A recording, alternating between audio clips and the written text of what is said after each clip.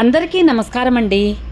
భగవంతుణ్ణి పూర్తిగా నమ్ముకున్న వాళ్ళు ఎలాంటి చిక్కుల్లో ఉన్నా, ఎలాంటి సమస్యల్లో ఉన్నా ఆయనే తీరుస్తాడు. ఎలాంటి సందర్భంలోనైనా సరే ఖచ్చితంగా కాపాడుతాడు భగవంతుడు. అలాంటిది ఒక మహాభారతంలోని అద్భుతమైన కథ మీకోసమండి. Welcome back to our channel positive vibes in Telugu. Kurukshetra యుద్ధం చాలా పోటాపోటీగా జరుగుతూ ఉంది. అలా 9 రోజులు గడిచాయి. అయినా కూడా పాండవులని ఓడించలేకపోతున్నామని దుర్యోధనుడికి ఎంతో బాధ, దుఃఖం. ఆ దుఃఖంలో, ఆ ఓటమిలో నుంచి వచ్చింది కోపంగా మారి భీష్ముడి మీద ఎంతో కోప్పడతాడు దుర్యోధనుడు.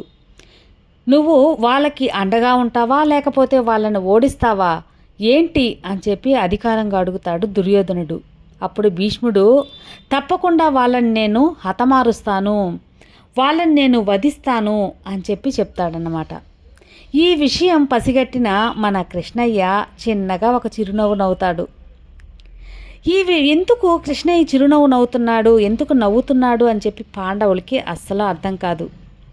అయినా కూడా ఏంటి కృష్ణయ్య నవ్వుతున్నావు అని అడిగితే సమాధానం చెప్పకుండా మళ్ళీ ఒక చిరునవ్వుతోనే ముగిస్తాడు కృష్ణయ్య.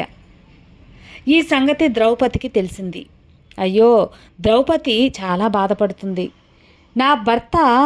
నా భర్తలని చంపి నేను విధవగా మారుతానేమో, నా పసుపు కుంకుమలు దూరం అవుతావేమో అని చెప్పి ఎంతగానో బాధపడుతుంది ద్రౌపది.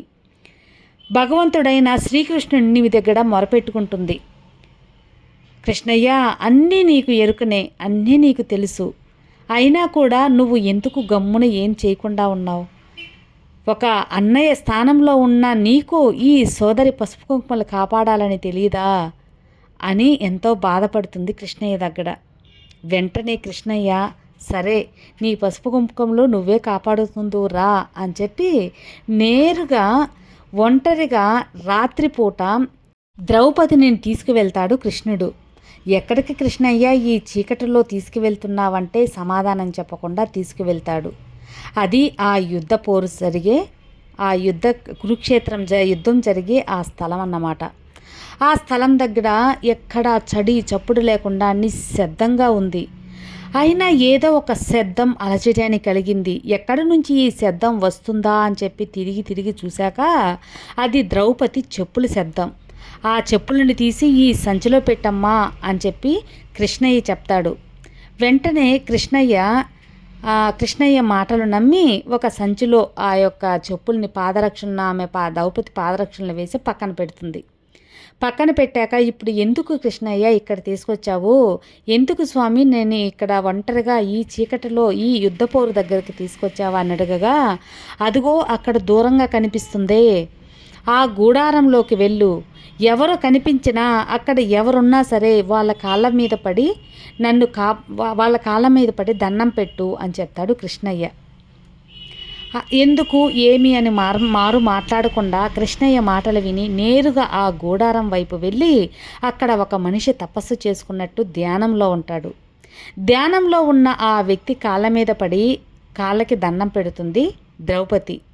వెంటనే వచ్చింది ఎవరో ఒక ఆడకూతురు అని చెప్పి తెలుసుకొని, దీర్ఘ సుమంగళి భవ అని చెప్పి దీవించి కళ్ళు తెరుస్తాడు అతను.